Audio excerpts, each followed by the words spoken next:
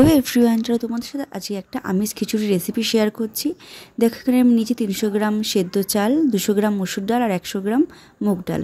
প্রথমে মুগ ডালটা আমি শুকনো খোলায় একটু ভেজে নেব লাইট ব্রাউন কালার আসা পর্যন্ত। দেখো এটা হয়ে গেছে। গ্যাস অফ করে আমি সব চাল ডাল ধুয়ে নিয়েছিলাম। এবার হাঁড়িতে করে আমি চাল ডাল সব সেদ্ধ বসাচ্ছি। এখানে আমি প্রথমে 1 লিটার মতন জল দিয়েছিলাম। যখন সেদ্ধ হতে হওয়ার সময় মনে হবে যে জল আরও লাগবে তখন জল অ্যাড করা যাবে। আর দিয়েছিলাম 2 চা চামচ নুন, কারণ আমি পরেও মশলাতে আবার নুন অ্যাড করব সেই জন্য। চলো এখানে মশলাটা পেস্ট করে নিয়েছি। 1 ইঞ্চি মতন আদা, 7 থেকে 8 কোয়া রসুন, কয়েকটা কাঁচা পাকা লঙ্কা আর 2টো মিডিয়াম সাইজের টমেটো দিয়ে। দেখো আমি ফিরে এসেছি। এখানে কড়াইতে সরষের তেল গরম করেছি আর দিয়েছি একটা তেজপাতা, একটা শুকনো লঙ্কা, 2টো এলাচ, 2টো লবঙ্গ, দারচিনি, একটা সাদা জিরে।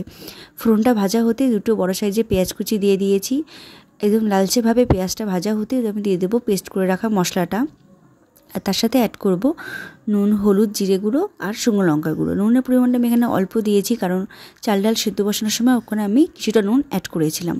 মশলাটা খুব ভালো করে কষিয়ে নেব। যখন মশলাটা তেল ছেড়ে দেবে তখন আমি এটা খিচুড়ির সাথে মিশিয়ে নেব। দেখো এখানে চাল ডাল যে সেদ্ধ বসেছি খুব ভালোভাবে সেদ্ধ হয়ে গেছে। এবার এতে আমি কষিয়ে রাখা মশলাটা অল্প অল্প করে অ্যাড করে দেব, করে খুব ভালো করে এটা একসাথে মিশিয়ে নেব। গ্যাসের ফ্লেম এই সময় আমি একদম লোতে রেখেছি, নাহলে খিচুড়িটা বাসনের নিচের দিকে লেগে যাওয়ার চান্স থাকে। দেখো খুব ভালো করে মেশানো হয়ে গেছে। আমি 2 মিনিট পরে ফিরে এসেছি। এটা কিছুক্ষণ ফুটিয়েছিলাম আমি।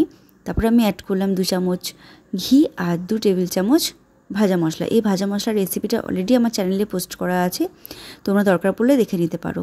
দেখো এবার আমি এটা কিছুক্ষণ ফুটিয়ে নিয়েছি। এটা একদমই রেডি হয়ে গেছে। আমি খিচুড়িটা একটু পাতলা রেখেছিলাম, কারণ ঠান্ডা হলে এটা ঘন হয়ে যাবে।